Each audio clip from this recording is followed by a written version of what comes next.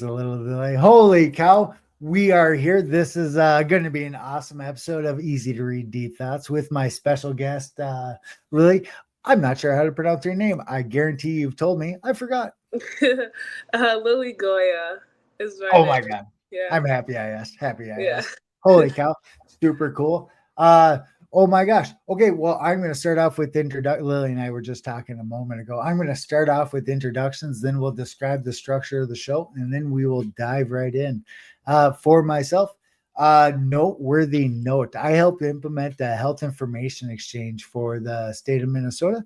And I bring that up. That's like my opener for every one of these episodes. Why? Because in that opportunity, I was able to sit down and drink a cup of coffee with 30 some odd thousand veterans. This is a big deal because it changed my perspective. Like that's an awful lot of conversations with an awful lot of different personalities and different perspectives. It adjusted how I see the world. Second noteworthy note, I coach a boxing class, and when our class maxed out, we can only fit 40 people in the gym. We started recording our classes, putting them on YouTube, figuring similar to church service. Uh, yeah, yeah. If my wife and I, if we can't go to church, we watch it, right? And well, we started doing this for our boxing class, and now we're coming up on 500,000 views. People all over the world are watching our classes. Turned Wow. into a real big deal. Oh my gosh, Lily, you are up. Please introduce yourself. Yeah, so my name is Lily Goya. I am currently a student in my senior year at the College of St. Benedict.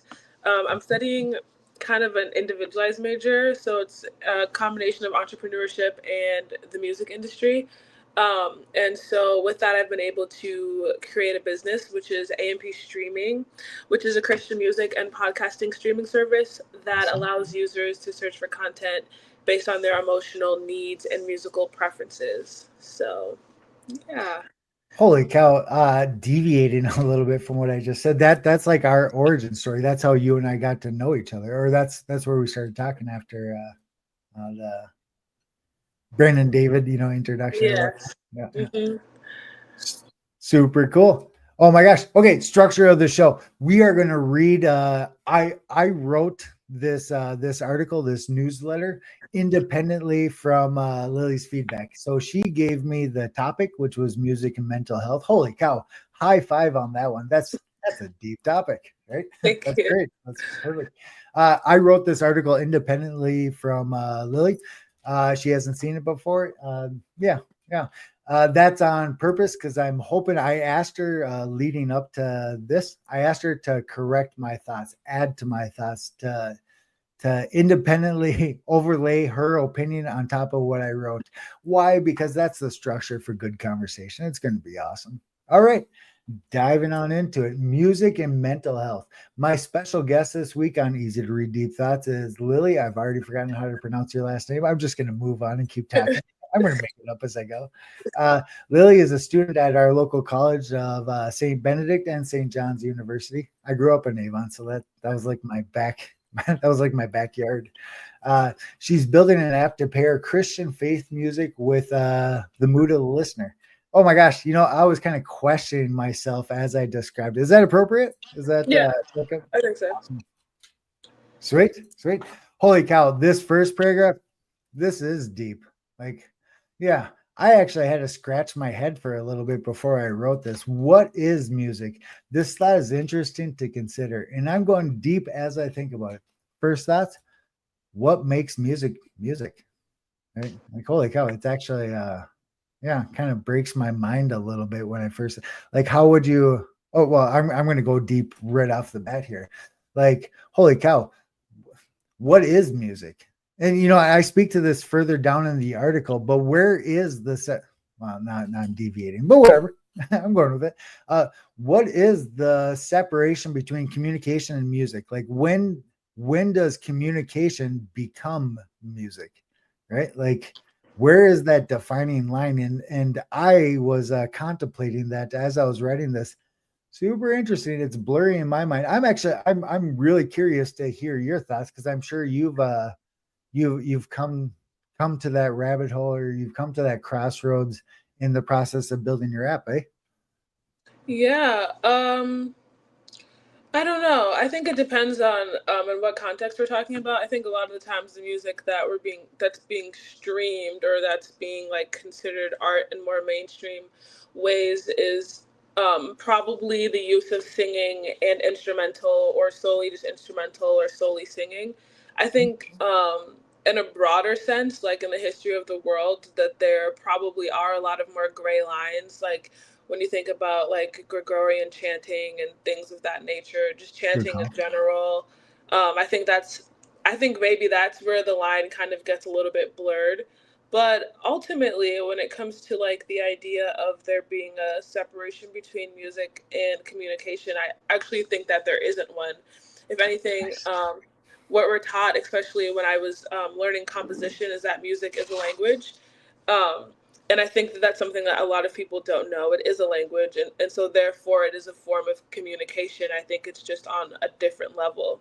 And in my opinion, it's on an even deeper level. I think that it initiates certain parts of your mind.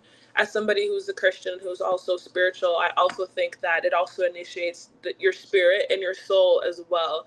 And so, in my opinion, it's like an even deeper form of communication because where words fail and can fail and often fail, there are like unspoken truths and feelings that are allowed to be relayed through music that otherwise wouldn't be able to through regular communication. Oh my gosh, I'm a visual thinker, so this is playing out as a picture a picture in my mind. Why? Why is music more yeah, I'm struggling to think of the appropriate word. Why is music better? Oh, that's too simplistic. Better than normal communication. Why is it more complicated? Like, oh my gosh, there's uh there's different dimensions to music. Like normal talk, like my talking, my presentation now. Actually, we're touching we're touching on like a lifelong pain point for me because I think visually, which is not the average, it's not the normal. It is super challenging for me to digest what I'm seeing and describe it verbally. It's functionally, it's like taking a 3D image and turning it into 2D words. Like there is a downgrade in that translation. There is a loss in translation, and I'm picturing that with music. There's multiple layers to music, more than just the words that are being said. You like the tone. You can say something happy and you can say it, you sing it in an aggressive way, and it changes the information that's being expressed, right? And that's a different dimension of the communication. Yeah, yeah. Oh my gosh, tempo. Oh, well, and I'm making this up as I go. I'm thinking out loud here. Tempo, the speed. Like I'm aware how fast I talk when I'm speaking with people, or I make a point to be. The speed of the music, something really happy played really fast, could change how it feels when you hear it. Like the words that are being expressed changes how you express it, which speaks to a significant variable in yeah in this prescription of whatever idea you're trying to convey to the other person. Hmm. Oh my gosh, that was a that was a complicated way to say that. Holy cow, there's a lot going on in music. It's not just what's being said or sung or whatever. No, I honestly think that oftentimes, like, sometimes what's being said is at the very end of what ends up being perceived. Like, there are a lot of people, like me personally, I don't know how to speak Spanish, but I will enjoy listening to Spanish music. I don't know what Yes, they're man. saying, but I can still get the vibe, I still get the feeling. Like music is able to transcend like the barriers of regular communication. There are even studies out there about like plants. When you play classical music to a plant while you're watering it or nurturing it, that it will grow stronger than a plant that isn't listening to classical music. So that even tells you that music even transcends past even like human communication, that there is something in the background of all of life that is able to communicate through music in ways that just speaking honestly can't comprehend and um, just can't do, which I think is really amazing and fascinating also. Holy cow. Oh my gosh, as we're peeling this open, it's dawning on me. we could make this into multiple episodes. There's actually a lot going on here. Holy cow. And I didn't think about this ahead of time. Your last point with music changing plants, that's a provable thing. Like that's done. The case is closed. That does happen. And then what does that mean for like super deep, like for the fabric of reality, right? Like it does matter. Like we know it matters. We as a society don't talk about it very often, or maybe it's not articulated very well. Hmm, maybe this deep concept doesn't make it to the surface very well, but that's like reality does work that way. Like, Yeah.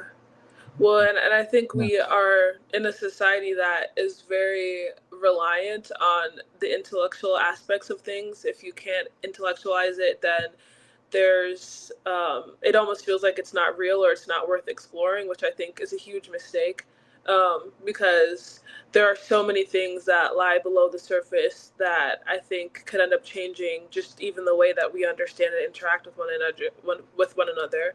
And I think music is kind of one of those things. It feels abstract to some extent, and so it's very hard to grasp. And if it's hard to grasp, then it's probably even harder to, like I said, intellectualize it. But I think that kind of sucks because, it's um, just, yeah, I don't know. I think that there's so much that happens behind the scenes of what we're able to communicate as humans. And I think it's a downfall of ours to not be able to have the courage to kind of unravel those things unless we know how to intellectualize it. I mean, that means that we're always kind of at the mercy of our ability to intellectualize. And if you look at the history of human intellectualization, there are multiple moments where we are very wrong.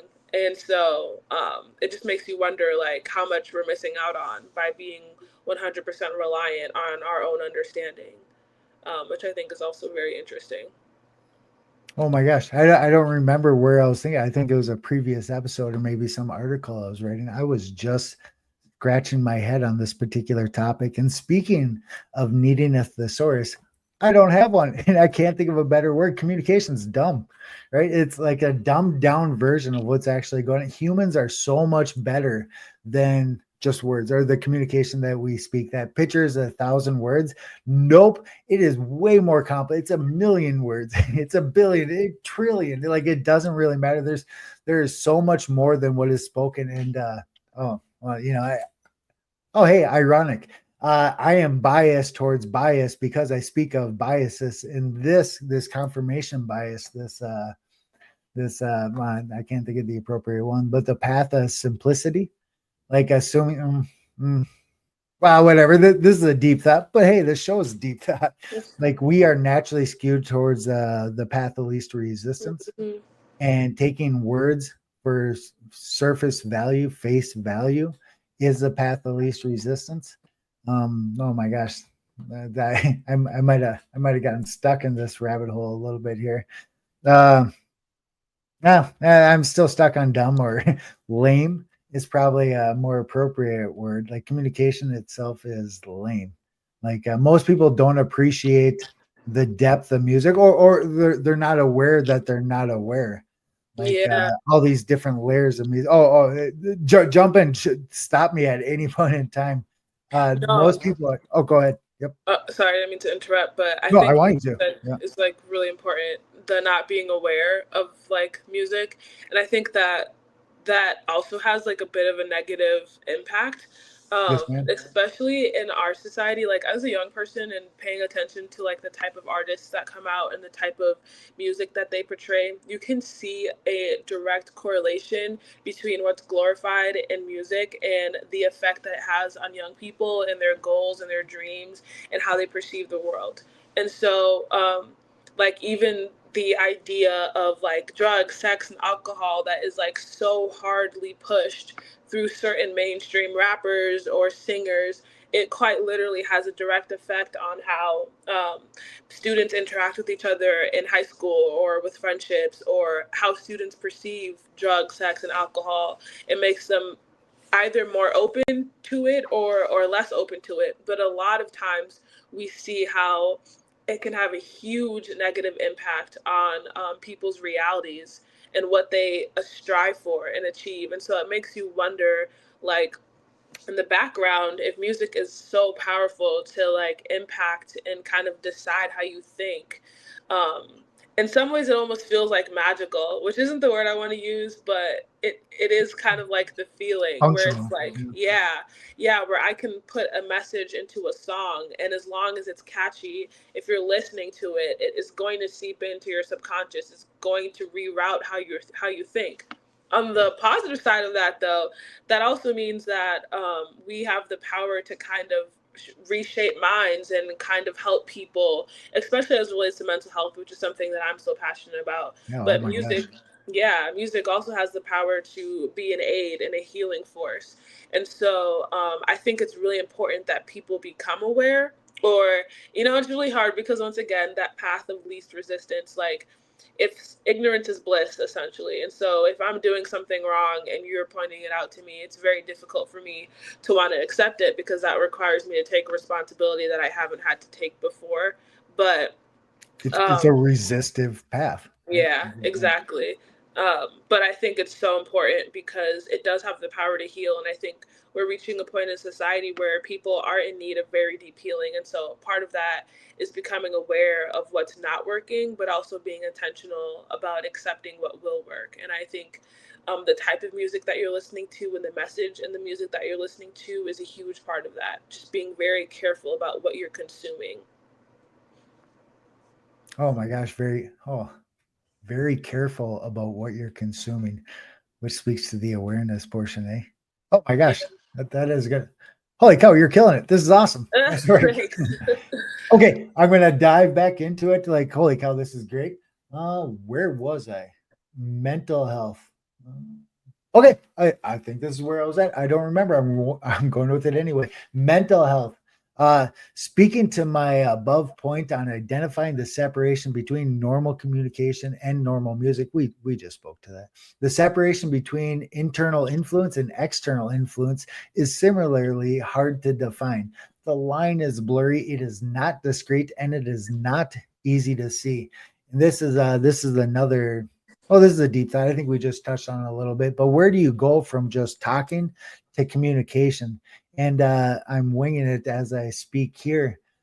This is the multi dimensions of communication, of like the tone of music, the speed of music, the environment, the external environment, and where I'm listening to the music. You can be in war listening to soft classical, and yes, it would change. It would change things. It would change your perspective of this super chaotic. I'm just making this up, but like a super chaotic. I box the classical music, right? Like it's counterintuitive, but it does make a difference. It is significant. It is measurable. The difference that the music, the output of this classical music input produces. Yes. Oh my gosh, I'm going to keep reading. Would working in a quiet I just spoke to this. Would working in a quiet office be different if someone cranked up death metal music? Okay, that's a pain point. That actually happened. That was a situation in my world. Cubicle next to me, cranked. Yeah. That's funny. It's hard to think. Yeah. Would playing classical music softly in the background be a measurably significant variable in office team productivity? I already know. That's a loaded question. I already know. Yes, it is. Um, I'm asking the question. Oh, I'm asking the question, but it's loaded. We already know the answer is yes. External variables impacts internal perception, and internal variables resonate with the perception of external stimuli. And that's a fancy way. Well, that's a complicated sentence, but we were just speaking to that. Yes, your environment. It's essentially impossible. Oh, that's a blanket statement. It's impossible to isolate internal variables from external variables. They are one and the same. Hence, meditation. Meditation, you're supposed to isolate your internal thoughts from what's going on in the world around you. And as I think anybody that's done meditation would agree, it is super hard to do. Why is it super hard? Because they're mushed together. Like you basically can't separate it. And 100 years of meditation to hopefully get to that moment or that point of enlightenment where you can separate your internal state from the external state. I suck. I think I can pull off a meditative, a clear, present thought for maybe 5 seconds, if that, if that. You know. Oh my gosh! There, I'm just going to keep reading. Jump in. We got 10 minutes here. Okay. Jump in with any thoughts. Add to anything I'm saying. Oh my! I'm. Yeah. Have you tried meditate? What actually? What? Let me explore you. Like, Mhm. what do you do when you're stressed out? When you're oh my gosh, you're in college. You're building this app. You got a lot of stuff going on. I see the posts uh, locally. I described you as a local superstar when I Yeah, was speaking to. I that's introduced great. you to some venture capitalists not within this last week, but that's how I described you, an up and coming local superstar. What do you do when the world is stressed or life is tough? I literally listen to music. Like what I'm making is not something that I want to sell to people because I want to make profit. Like it's literally what has aided me when I struggled with mental health, and it continues to be like a tool for me even now. And so like recognizing the effect that it has on me, I just want to be able to create a platform that can do that intentionally for other people. So, and part of that is twofold. I mean, I am a Christian person, and so I'm listening to Christian music in a point to invite the presence of God, to invite the philosophies and the thoughts that come with God into my mind. And that I think is what's really important. The messaging behind the music and how it like reshapes your mind, like we spoke about, is so important. And to speak about the meditation, that like to me that is meditation. I think meditation shows up in a lot of different ways. Yeah, I think a lot of times people think meditation has to be either silence, which I think it can be, or it has to be like instrumental music, which I think it can be. But also, I think that no matter what you think you're aware of, you're always meditating on something, which is why you have to Good be point. Solid. yeah, which is why you have to be intentional about what it is that you're consuming, because as long as you allow it to enter your atmosphere, like you're going to meditate on it, especially the more that you listen to it, the more that there is that Ruminate. subconscious, yeah, it continues to ruminate. And so that is meditation. And so I do meditate. I meditate on music. I keep it to Christian music just because I want my mind to stay on things that I feel like are pure, and that are high in energy or high in vibration. And so because I want my conscious to stay clean and stay pure. And when you're somebody who has struggled with depression like I have, listening to things that cater to more of like a primal, uncontrolled, getting what you want, or things that cater to your emotions, not in a way that helps them, but rather in a way that feeds into this lack of control. I think it's very dangerous because once again, if you ruminate on it, you're telling yourself, yeah, this is okay. This thought is okay. Whatever I'm hearing is okay. And so it's only a matter of time before you begin acting out what it is that you hear. Um, and so, yeah, I meditate on music, and then of course I meditate on. I like listening to people who I feel like have wisdom on certain topics, especially on things that I struggle with. For example, um, stable father figure. And so that was something I was able to recognize was a weakness in my emotional intelligence or growth. And so I've been intentional about listening to people who talk about healthy father figures or people who represent healthy father figures to me. And so I think that's also a really cool aspect of meditation and music or podcasts is like you can recognize where there may be a weakness for you, and there's somebody out there who is putting out some sort of communication, whether it's music or podcast, that can help fill a void that you otherwise might have had. And in that sense, you're able to become stronger. And so meditating and hearing things, yeah, it's really important. And it's like it can build you up. And if it can build you up in such a strong way, then I think, you know, playing the devil's advocate, it also has that power to destroy you if you allow it to. So yeah, I guess that's my thought on that. Oh my gosh, and how many people, so many people do allow it to destroy. Yeah. Like, I suppose awareness is step one. And yeah, I would say most people, up until recently, I wasn't aware. Like, I would say most people, most of the populace. Yeah. Yeah. Oh my gosh. Alrighty. Happy music makes you happy. As simple as I have the article up over on this side, Uh-huh. forgetting I can read it right here. Also, happy music makes you happy. As simple as it sounds, playing happy music makes people happier than playing sad music. We just spoke to that. Sad movies are more likely to make people sad than happy. Sad pictures are more likely to make people sad than happy. Controllable external variables can be used to adjust uncontrollable internal variables. Play happy music. If you want to be happy, play happy music. Yeah.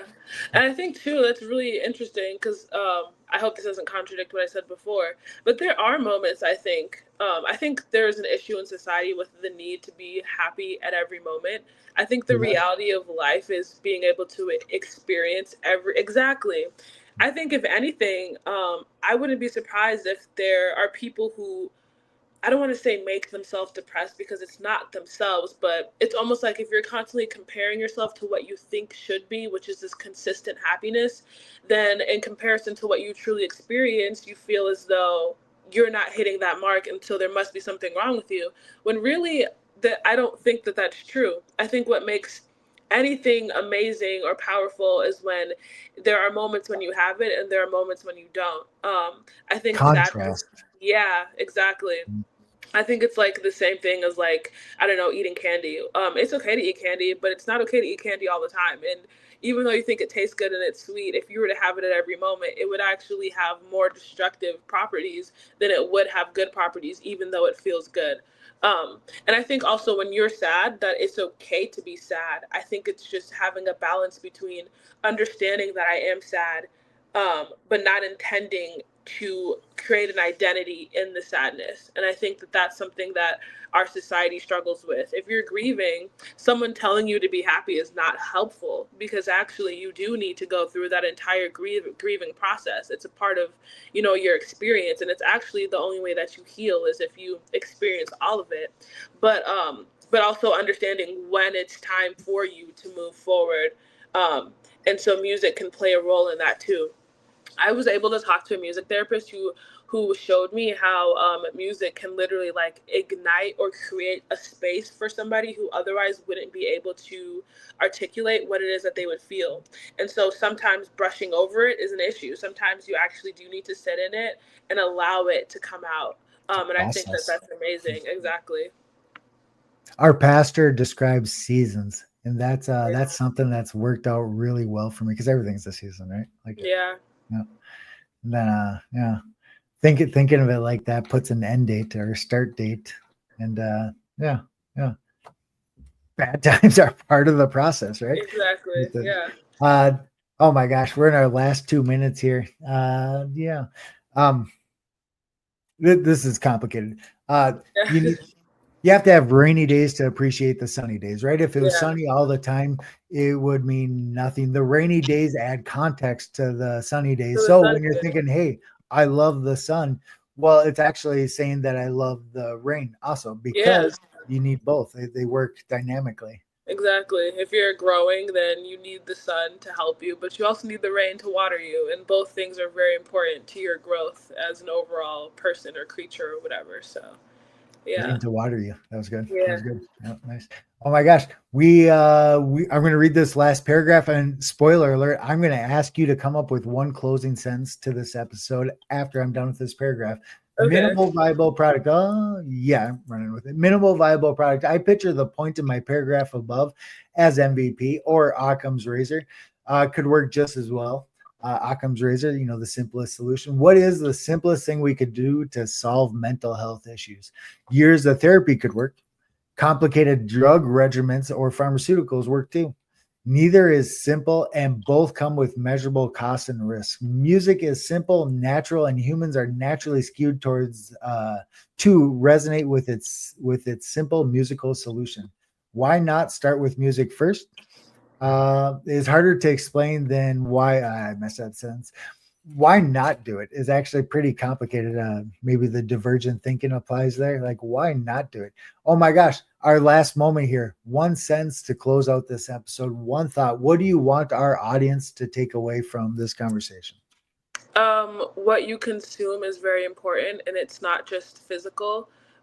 Food is important, paying attention to what you consume, but so is any other form of media. As long as you're digesting it in a mental state, in a mental sense, I mean, then it has an effect on you. So be intentional and take control over what you're consuming and what you're allowing to be a part of you. Because whether or not you want it to be, human beings are impressionable and everything has an impact on you. So I guess that was a very long sentence. Sorry. Oh my gosh. No, that was awesome. Nice work. Holy cow. Plug your I forget what it's called. The company, the app. Oh It's not yes. It hasn't started yet. We're actually going through a crowdfunding campaign. Today is our last day, but I do have a tester ready, and so if anyone wants to test the mock version of the app, I would awesome. be so happy, yeah, to allow you to. So once again, it's AMP Streaming, which is a Christian music and podcasting streaming service that allows users to search for content based on emotional needs. And you can find me on LinkedIn at Lily Goya and DM me, direct message me if you would like to test it out. Thank you Holy so cow, much. that was perfect. Much Yeah. appreciated. This is a great episode. Nice work. All Thank right. you. Thank you for inviting me.